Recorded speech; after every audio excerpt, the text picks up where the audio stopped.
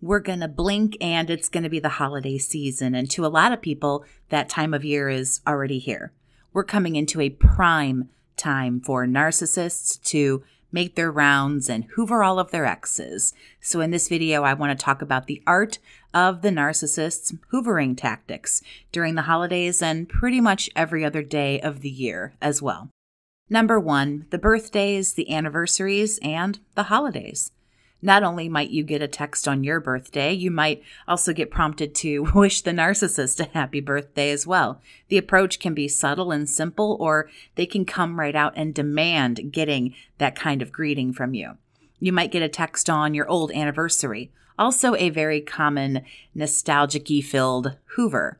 This is usually filled with, I still love you, I miss you, I was thinking about you. They might even try to prompt you to respond back to them by asking you a question. Do you know what day it is? Or have you been thinking about me? Something along those lines. And of course, the holidays, Merry Christmas, season's greetings, or whatever you celebrate in the coming months ahead might also be hoovers that you might receive. And these hoovers, all of them here, birthday, anniversary, holiday, and all of that kind of stuff can be very tricky to avoid because the overwhelming theme of all of these hoovers is guilt. You might feel guilty for not acknowledging their birthday. You might be a little sad because you want them to remember it's your birthday. A holiday greeting coming your way, it's just rude if you don't at least say, hey, you too, right? And this is what the narcissist is banking on. You're a nice person, and they know this, so a lot of times this is done just to test the waters. How angry are you? Are you still so mad at them or annoyed or heartbroken that you won't say anything? Will you respond with something really nasty and aggressive or passive aggressive? A lot of hoovers are really nothing more than trial and error. What will you respond to and what do you ignore? Do you respond in anger, kindness, or an aloofness about yourself? Number 2. Any combination of I love you, I miss you, I want you back, I fucked up, and blah, blah, blah. The overwhelming theme of all of these hoovers is, of course, you're getting love bombed again. And these hoovers can be bursting at the seams with nostalgia and kindness and this feeling of, oh, they really do love me. Wow, they're going to stop being mean to me. They see that I'm a good person. They see how much I really love them. Now, I can't sit here and tell you that you can't respond to a hoover because, frankly, many years ago, I did just that. But know that you're jumping into this again. And when you do, you will see just how quickly all of these false promises, all this future faking and love bombing goes by the wayside. In probably less than 30 days, your devaluing will once again be in full effect. And this is sometimes really important for us to see. I know I get a lot of shit about sometimes saying, hey, respond to the hoover. I can't tell anybody what to do one way or the other, but I think some people need to have a second go around or possibly more to realize that, wow, this is absolutely transactional and I don't even matter as a person to this individual. Some people need to see that and some people don't. Some people can move on, they get hoovered, they ignore it, and that's great. That's what we should do. But sometimes for a lot of us, myself included, nostalgia gets you, love bombing gets you, and you get sucked back in. I still just have to say, sometimes it's really vital for certain people to realize how transactional it all really is, how quickly it all just falls apart all over again. It shows people this really is a cycle. They really don't care. Number 3, the good old I've changed, I've seen the light, I've found religion, some combination of, hey, look at me, I'm better now than I was before. And this is also something really common in hoovering. They try to convince you they have seen the error of all their ways, and now they want to come back and show you just how wrong you were about them. They can make this relationship work, and everything is going to be okay. This is absolute manipulation, pretty much at its finest. Also another case where you are just going to see, if you jump back in again, how truly brief and transactional all of that is. It's future faking, heavy future faking. It's all false promises and nothing that they plan on doing really, I swear, for longer than about 30 days.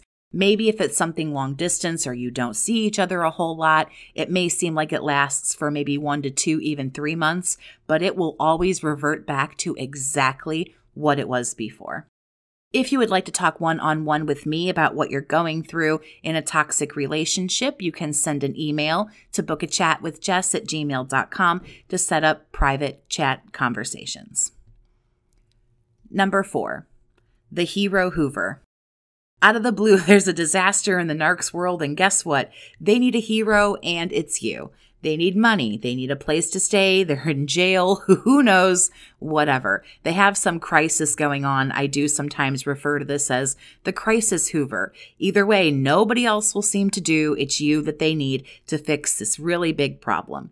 And this one can be really, really, really hard to ignore because this is another hoovering trick where the main goal here is guilt. They might say they're sick. They might say somebody has died, or maybe they're near death.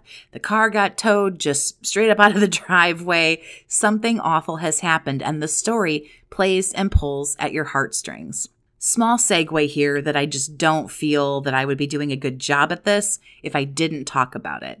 There are 2 different kinds of guilt in this world. There's appropriate guilt and there's inappropriate guilt. Appropriate guilt is what we should be feeling when we should be feeling guilty. We lied to somebody, we deceived them, we cheated or stole something. We feel wrong, we're bad, and we feel guilty. And we should because we've done something wrong. But there's other guilt that other people want you to feel despite you actually having done nothing wrong. Super, super inappropriate guilt. You should do this for me. If you don't do this for me, you're terrible. Please, if you get a hoover like this survivor, know that you are not obligated to help your former abuser. You owe them nothing. You never did, and you never will. If they had treated you like a human being, then they would get that help from you. If they had helped you in difficult times instead of actually being a bigger pain in the ass and making everything harder, then you would be there for them in a pinch, and you know that. Frankly, I was treated like a shitty pair of shoes, and let me tell you something, some old Nikes can't come and pick you up at 2 o'clock in the morning or give you anything else that you need, so you can kiss my ass. Number 5, the oops.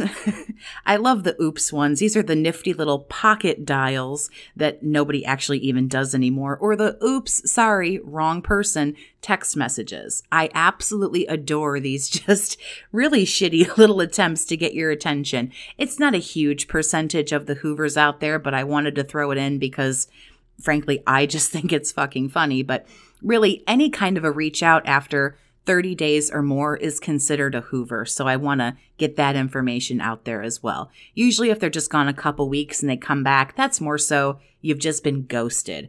But if months have gone by, it's an absolute hoover, regardless of what they say or what they don't. Even if it's just hi, it's still a hoover. Number 6, let me get my stuff back. I love this one too. These people leave a toothpick at your place and 6 months later, they decide it's the holy grail and they want that shit back, you know?